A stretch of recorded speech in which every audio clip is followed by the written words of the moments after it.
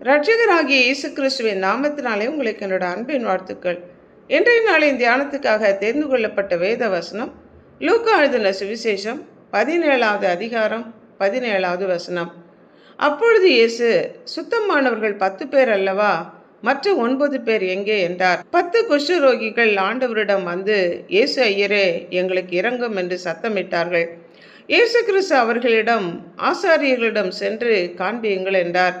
அவர்கள் போகையில் சுத்தமானார்கள். அவர்களில் ஒருவன் தான் ஆரோக்கியமானதை கண்டு திரும்பி வந்து உரத்த சத்தத்தோட தேவனை மகிமைப்படுத்தி அவருடைய பாதத்தருகே முகங்குப்புற விழுந்து அவருக்கு ஸ்தோத்திரம் செலுத்தினான்.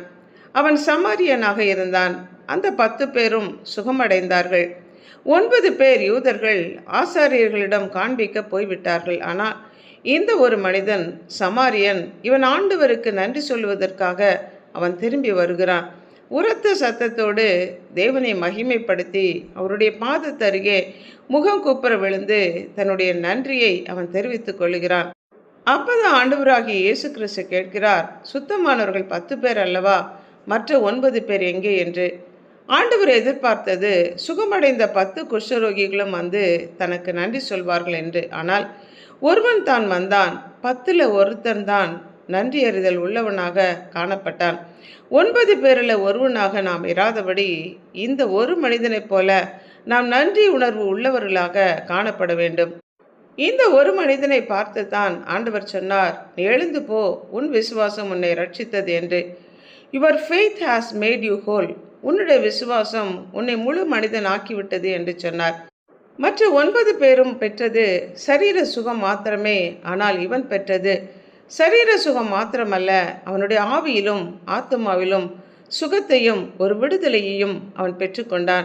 ஆசீர்வாதத்தை முழுமையாக பெற்றுக்கொண்ட மனிதனாக அவனுடைய வாழ்க்கையில் ஒரு புதிய ஆசீர்வாதம், பரிபூரண ஆசீர்வாதத்தை பெற்றுக்கொண்டவனாக திரும்பி வருகிறான்.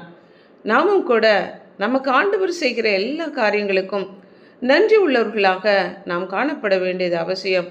அவரை நோக்கி கூப்பிடுகிற வேளையிலே நமக்கு மறு உத்தரவு கொடுக்கிறாரே, இக்கட்டான சூழ்நிலைகளில் நம்மை பாதுகாக்கிறாரே, நம்முடைய வியாதி படுக்கையை ஆண்டவர் மாற்றி போட்டாரே, நமக்கு சமாதானத்தையும் சந்தோஷத்தையும் கொடுத்து நெருக்கமான அந்த சூழ்நிலைகளிலே உதவி செய்து காரியங்களை மாறுதலாய் முடிய பண்ணினாரே, அதற்கு நாம் எவ்வளவு நன்றி உணர்வு உள்ளவர்களாக நாம் காணப்பட வேண்டும்.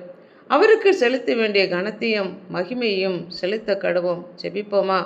அன்புள்ள ஆண்டவரே, கர்த்தர் நீர் எங்களுக்கு செய்த எல்லா நன்மைகளுக்காக, கொடுத்திருக்கிற சகல ஆசீர்வாதங்களுக்காக, ரட்சிப்புக்காக, எதிர்காலத்தை குறித்த நம்பிக்கைக்காக நாங்கள் நன்றி செலுத்துகிறோம். நாங்கள் நன்றி உள்ளவர்களாக உமக்கு கொடுக்க வேண்டிய கனத்தையும் மகிமையும் நாங்கள் செலுத்துகிறவர்களாக முகம் குப்புற விழுந்து உமக்கு நன்றி செலுத்தின அந்த சமாரியனை போல நாங்களும் காணப்படுவோம்.